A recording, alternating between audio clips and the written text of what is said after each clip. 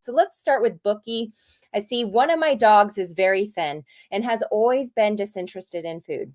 Hair analysis shows that she's high in sodium, low in selenium, low in calcium and magnesium too.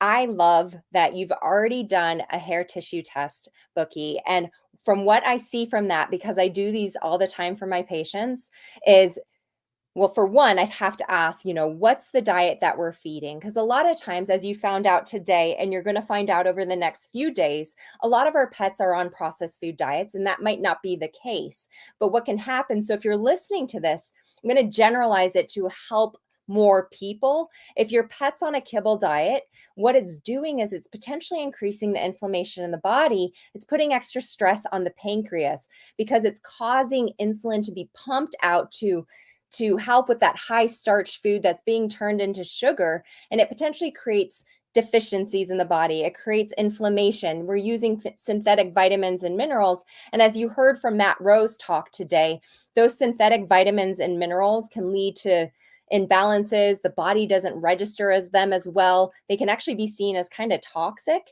And so when I see on a fur tissue test, when we have those changes with the vitamins and minerals, 90% of dogs will have that pattern, Bookie, that your dog is displaying, where they have a high sodium, they have low calcium, low magnesium, and a lot of times they actually have low potassium. What that shows us is that they're stuck in this stress response, and they're stuck in that sympathetic nervous system state that Dr. Ava Frick talked about in the first lecture when she was talking about the autonomic nervous system, where we have sympathetic, parasympathetic, and the enteric nervous system that make up how we function. And if your dog's constantly pushing that 911 button every single day, maybe the environment's stressful, maybe they're being exposed to environmental toxins, that's where those fur tests can also show us, is there a heavy metal burden that's taxing the immune system? So that's where we tend to look at, okay, we know calcium and magnesium is off.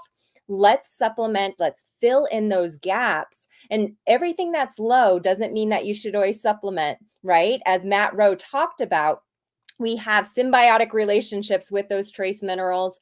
And so especially he referred to the copper and the zinc. And if copper is low, zinc can be overcompensating. So it doesn't necessarily mean that we want to supplement, because they may be doing that because there's a heavy metal.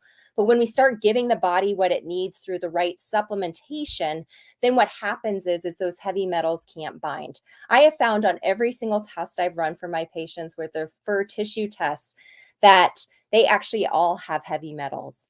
We live in a toxic world, unfortunately. And so that's where the power of that is. I would say if your pets are testing positive for heavy metals, definitely ask your veterinarian what you should do. But there's a lot of simple things we can use where we're using food as medicine. So adding in your cilantro. So this is where we can use natural foods that are natural detoxification supplements, and it's going to help bind to those heavy metals. It's going to chelate it out of the body. We can also use things like milk thistle. So Animal Essentials has a lot of great glycerin tinctures. In the next few days, you're going to hear from Greg Tilford from Animal Essentials.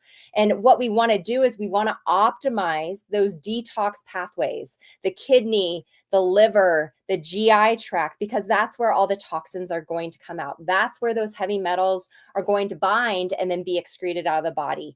So that's where Bookie, I'd go back and talk to your veterinarian if you had that run through a vet and ask, like, okay, we know that these are off. My pet is stuck in a sympathetic nervous system state, and there's adrenal stress. And that's where we can use desiccated adrenal glands. Standard Process is a great supplement company where you can use canine adrenal support. You can use canine whole body support, where we're using whole food and we're using desiccated organs to support the body in a natural way. So I hope that helps a little bit, but that's where I'd start looking at how do we calm down an overactive immune system that's stressing adrenal glands, support the hormone health. So starting something like Standard Process. If you have questions on where to access that, just send me a message. I'm in the Facebook group. You can also find me at The Natural Pet Doctor.